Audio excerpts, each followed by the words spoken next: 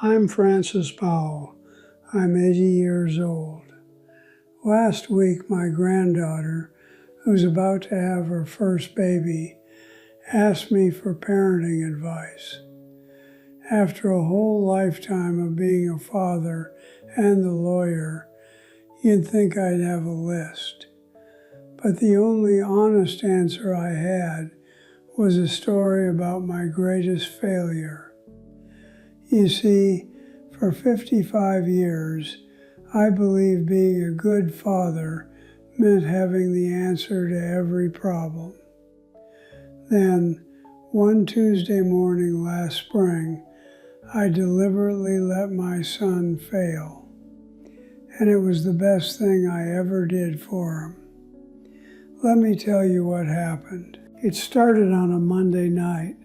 The phone rang. It was my son, Michael. He's 48. His voice was tight, panicked. A huge commercial real estate deal he'd been working on for months was about to collapse. He'd missed a zoning clause.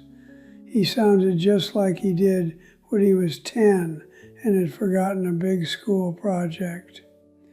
My lawyer brain, the part that worked for over 40 years in Goose Creek, kicked in automatically. I was calm.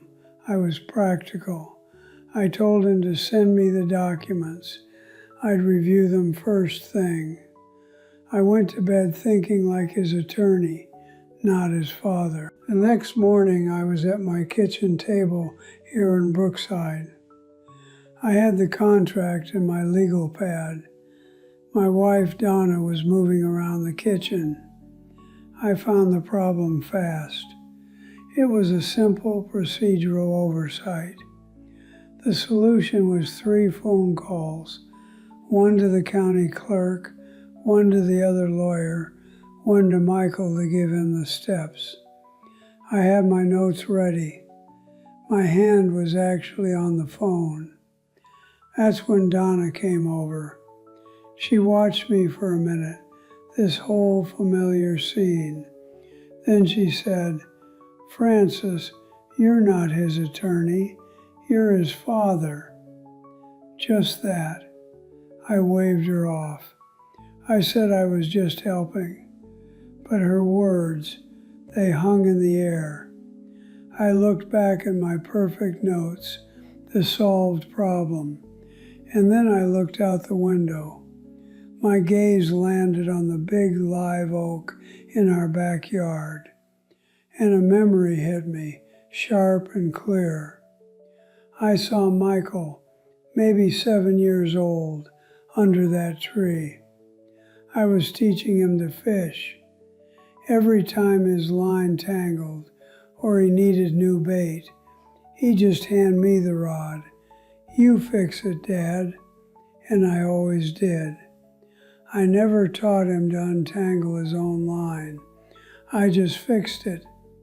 Sitting at that table, I saw the direct line from that frustrated little boy to the panicked man on the phone last night.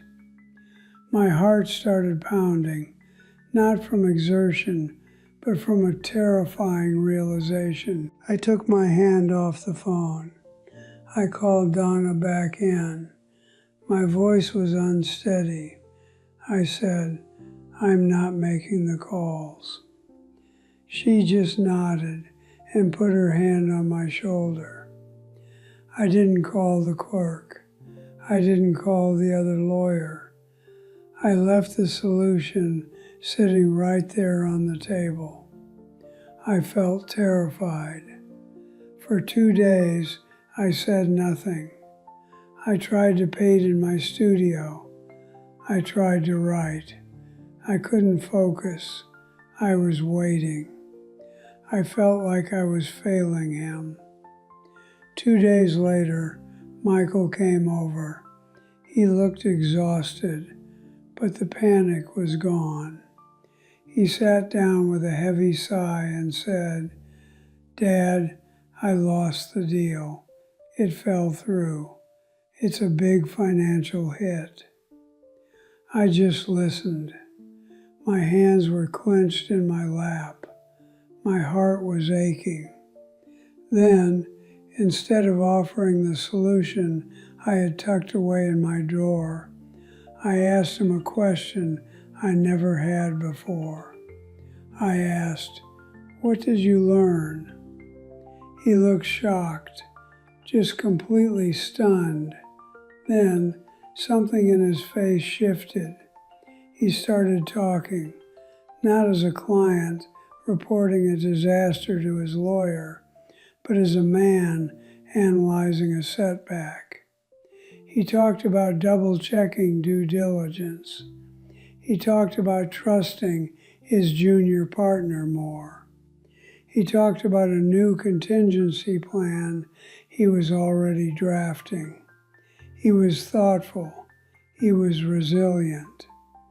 I just sat there, and for the very first time, I was meeting my son. Not the boy I needed to rescue, but the capable, resilient man he'd always been. I had just been too busy solving to ever see him. I understand now that all my help was a cage. I was keeping my children small so I could feel big and necessary. I solved their problems so I could feel loved and needed. It wasn't love, it was a form of control dressed up in diligence. I did it to my daughter too. I did it to my 6 grandkids. But with Michael that day, the door of the cage swung open for both of us. So my advice, your job isn't to be the solver. Your job is to be the witness. Be the safe harbor they return to after the storm, not the tugboat that drags them out of it. And listen, if you're doing it right, it should feel terrifying. It should feel like you're failing them. That's how you know it's real love. You still have time, whether they're 8 or 48. The day you stop solving their problems is the day you finally meet your children. That conversation with Michael changed everything. It was like I'd been living in a black and white photograph, and someone suddenly handed me a pair of glasses that let me see color. I started noticing the pattern everywhere. My daughter Sarah would call about a disagreement with one of her teenagers, and I'd launch into a lecture about conflict resolution. She wasn't asking for a lecture. She was just telling me about her day. I'd hang up and feel useful, but now I wondered if she just felt judged. Donna saw the shift in me. A few weeks after the thing with Michael, we were out on the back porch. I was trying to paint the sunset over the creek, but I was just staring at the canvas. She brought me a glass of iced tea and sat beside me. "You're quiet," she said. "I'm thinking about all the fishing lines I tangled for them," I told her. She smiled that soft smile of hers, the one that's seen me through 57 years. "You untangled them too," she said, "but maybe a little too well." The real test came with my grandson, Ethan. He's Sarah's oldest, 22, just out of college. He'd gotten a job offer up in Charlotte, but he was nervous. He drove down to Brookside to see me one Saturday, said he wanted to go fishing.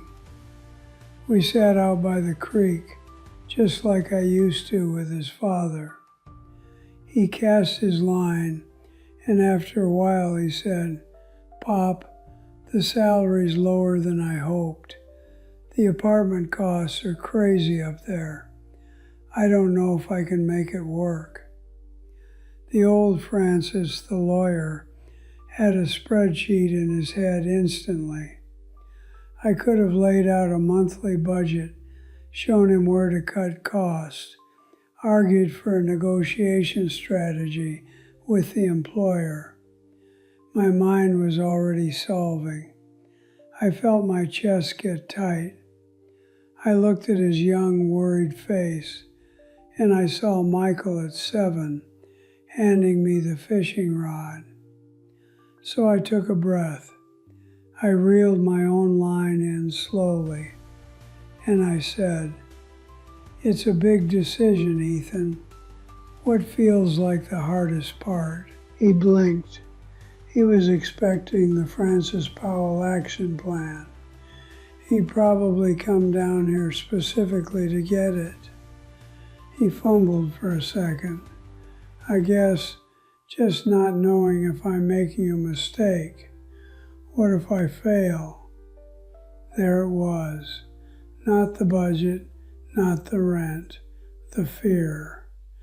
I'd spent a lifetime treating the symptoms and ignoring the disease. I said, "What would failing look like?" He thought about it. "Coming home in 6 months with no money and no job, I guess." "And if that happened," I said, keeping my voice calm, "what would you do then?" He was quiet for a long time, watching his bobber in the water. "I'd find another job, probably here, start over. It wouldn't be the end of the world, would it?" "No," I said. My heart was pounding again, just like it had at the kitchen table. This was the terrifying part. It wouldn't be. We just fished after that. He didn't ask for a solution, and I didn't offer one. When he left, he hugged me and said, "Thanks, Pop. I think I just needed to talk it out." He looked lighter. I felt like I'd just performed surgery without a manual. That night I told Donna about it. We were in the kitchen cleaning up after dinner. I said, "I didn't solve a single thing for him today." She stopped wiping the counter and looked at me. "How did it feel?" she asked. "Awful," I said honestly. It felt like I was being a bad grandfather. She came over and put her hands on my shoulders. "Francis Powell," she said, "you finally gave that boy your gift. You gave him your confidence. You told him, without saying it, that you believe he can handle his own life. That's better than any budget." Her words sank in. That's what I'd been withholding all those years, my confidence in them. I'd been so busy showing them how smart I was, I never showed them I believed they were smart too. A month later, Ethan took the job. He called me from his little apartment in Charlotte, the sounds of the city faint behind him. "It's tight, Pop," he said, "but I'm making it work. I found a roommate. I'm packing my lunch." He sounded proud. He sounded like a man. And I realized that was the sound I'd been missing all along with my own children.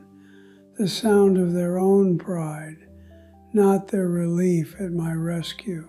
It started spreading, this new way of being, or this old way of being, I guess. Just being a father, not a fixer. When Sarah called, stressed about her daughter's college applications, I just listened. I said, "That sounds really hard. How are you holding up?" She cried for a minute, then she laughed and said, "Thanks, Dad. I just needed to vent to someone who wouldn't try to take over."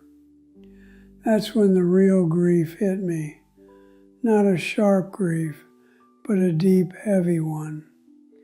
I was sitting in my writing chair, looking at the shelves filled with photo albums. I thought about all the years, the decades I'd spent in the other room, on the phone, drawing up plans, drafting letters, solving crises. I'd missed so much of the actual living. I'd missed the quiet moments in between the problems, where the real relationships are built. I'd been so focused on being the hero of their stories that I never got to be a character in them. I was just a deus ex machina, dropping in to save the plot. It's a lonely way to be. I'd built my identity as the family's foundation, but a foundation is something you walk on, not something you talk to. I had made myself essential, and in doing so, I had made myself alone. I had made myself alone. And the worst part was, I'd done it to myself. I'd built that foundation stone by stone, and then I'd complained about the view from the basement. That grief sat with me for days. It wasn't a storm, it was a fog. It followed me to the creek when I tried to fish. It sat beside me at the empty kitchen table. Donna knew. She always knows. She'd just bring me a cup of coffee and let me be quiet. Then, about a week later, Michael came over for Sunday dinner. Just him. His wife was visiting her sister. We ate, and afterwards, we were out on the porch. It was a warm evening. He was quiet for a long time, just looking out at the yard, at that old oak tree.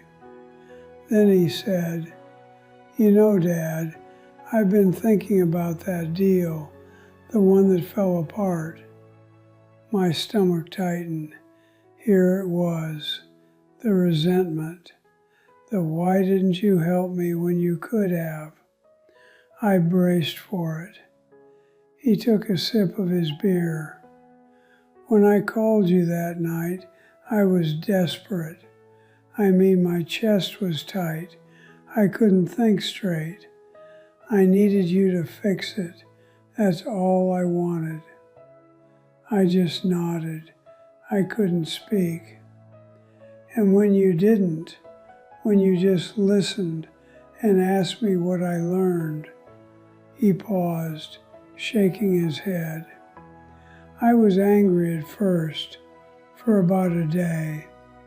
I thought, he doesn't care. He's retired. He's done with it. It felt like you'd hung up a closed for business sign. I felt that like a physical blow. I opened my mouth to explain, to defend myself, but he kept going. But then, after I sat with the failure, after I had to tell my partners and my clients, something happened. I had to figure it out. I had to face it, and I did. It was messy.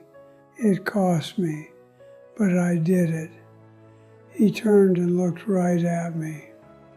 "And when I came over here and told you I'd lost it, and you didn't give me a solution, you just looked at me and asked what I'd learned. Dad, that was the first time in my adult life I felt like you saw me as an equal, not as your kid who needed saving, but as a man." I couldn't look at him. I looked down at my hands, these old hands that had drafted so many solutions. My eyes stung. "All those years," Michael said, his voice softer now. "The loan when my business almost failed. the letter to Sarah's principal, the time you called my contractor. You were always there with the answer, and I was always so grateful. But Dad, it also made me feel small. It made me feel like I'd never quite measure up to you, like I'd never be the lawyer you were, never be the solver you were. So I stopped trying. I just brought you the problems. He said it so calmly. There was no accusation in it. It was just a fact, and it broke me. I finally looked at him, my son. His hair was going gray at the temples, just like mine did. There were lines on his face I hadn't put there. Michael, I thought I was loving you. I thought that's what a father did. I know you did, he said. He reached over and put his hand on my arm. I know that, and we let you. We leaned into it. It was easier. But that day last spring, when you stepped back, that was the real gift. You finally showed me you believed I could handle it, even if I failed. You believed I could survive the failure. That meant more than any solved problem ever did. I started to cry then, just quiet tears I couldn't stop. I was an 80-year-old man sitting on his porch, crying in front of his 48-year-old son. I was crying for all the years I'd missed, for the pride in his voice I'd never heard because I'd been too busy talking, for the man he'd become without me really seeing it. I'm so sorry, I said. The words felt useless, but they were all I had. I'm so sorry I made you feel small. That was the last thing I ever wanted. Don't be sorry, he said. He squeezed my arm. Just be here now, like this. Just my dad, not my lawyer.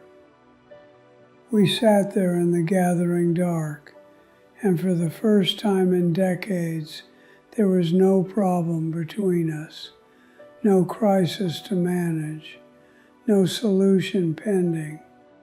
It was just two men on a porch, and it was the most comfortable silence I'd ever known with him. After he left, I found Donna in the living room. She was reading. I sat down heavily in my chair. He said I made him feel small, I told her. She put her book down. I know. You knew? Of course I knew, Francis. A mother feels these things. I tried to tell you in 100 small ways, but you were so sure that fixing was your love language. It was how you showed you cared. I couldn't fight that without feeling like I was criticizing your love for them. I felt so stupid, so blind. All that time, she said gently, you were giving them what you thought they needed, and they took it because it came from you. But what they needed was just you, the you who's sitting here right now, who's finally listening. The weight of it was immense. It was the full cost tallied up, not just with Michael, but with Sarah, with the grandkids, all the conversations that had been transactions, all the visits that were just briefings. I had traded depth for efficiency. I had traded relationship for results. And the terrible, simple truth was this: I had been afraid. I was so afraid of failing as a father, of seeing them struggle, that I robbed them of the chance to prove they could struggle and survive. My diligence was a form of cowardice. My practicality was a shield against my own fear. That night, I didn't sleep much. I lay there thinking of all the fishing lines I'd untangled, all the hooks I'd baited. I thought of the little boy who never learned to do it himself, and the man who, for one awful, wonderful week, finally had to. That night I didn't sleep much. I lay there thinking of all the fishing lines I'd untangled, all the hooks I'd baited. I thought of the little boy who never learned to do it himself, and the man who, for one awful, wonderful week, finally had to. Here's what I learned, lying there in the dark with Donna sleeping beside me. I learned that love isn't a contract you draft to protect someone from every possible harm. It's not a closing argument where you prove your worth by having all the answers. For 40 years as a lawyer in Goose Creek, my value was in my solutions. I brought that home. I made my love conditional on my usefulness. And the terrible irony is, in trying to be indispensable, I made myself peripheral. I was the emergency number they called, not the companion they confided in. I was wrong about what strength looked like. I thought my strength was in my calm, practical fixes. But real strength, the kind that lasts, was in Michael's tired voice on my porch, owning his failure. It was in Ethan's nervous calculations about rent in Charlotte. My strength was always a performance. Theirs was the real thing. And I'd been too busy starring in my own show to be their audience. So if you're listening to this and you're a parent, a grandparent, a mentor, here is my direct advice. It's simple, but it's the hardest work you'll ever do. When the phone rings with that panicked tone, or when you see the worried look across the table, your first job is to sit on your hands, literally if you have to. Bite your tongue. Let the silence hang. That silence is where their own voice learns to speak. Your second job is to ask a better question, not, what do you want me to do? But, what part of this feels the most impossible? Not, here's the solution, but, what do you think your options are? You are switching from being the architect of their life to being the witness of their character. It will feel like abandonment. It will feel like you are failing at your most sacred duty. That's how you know you're on the right track. Love that protects from all struggle isn't love, it's confinement. Start small. The next time a grandchild can't tie their shoe, or your daughter can't decide on a paint color, stop yourself. Wait. Offer presence, not proficiency. Say, I bet you can figure that out, and then mean it. You have to retrain your own reflexes, which means you have to endure the anxiety of watching them fumble.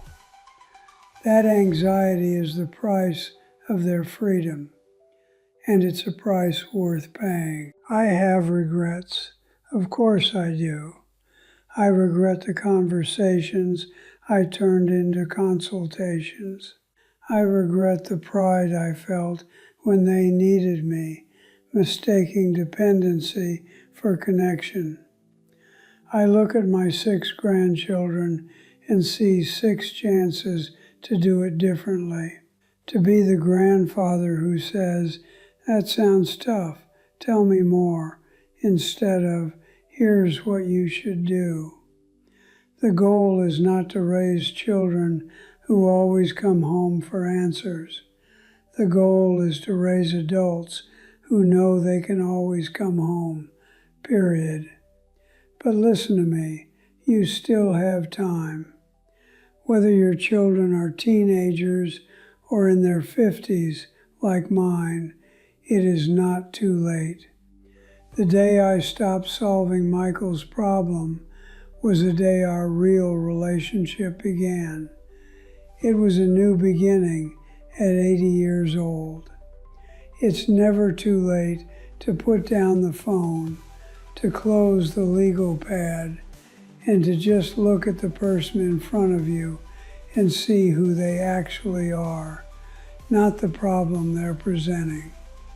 That moment is available to you today. This story, this confession, is my real legacy. Not the cases I won, but the lesson I learned too late and just in time. If it resonated with you, if you saw yourself in my mistake, then I'd be grateful if you'd subscribe to this channel. There are more stories here from people who've lived a long time and learned things the hard way, so you don't have to. Turn on notifications so you don't miss them. And I truly want to hear from you. Leave a comment down below. Tell me, when was a moment you stepped back instead of stepping in? Or when did someone's faith in your ability to struggle finally make you feel strong? Your story might help someone else. If this made you think of someone, a parent who needs to let go, or a child who needs to be seen, hit that share button, send it to them. Sometimes the hardest truths are easiest to hear from a stranger. Maybe you have a story of your own, a piece of hard-won wisdom from your own life. There's a form in the description where you can submit it. Your voice matters. Your lesson could be the one that changes everything for someone else. And if you're looking for more on this, I'd recommend a book my Donna gave me called The Gift of Years by Joan Chittister. It's not a parenting manual. It's a reflection on growing older with purpose.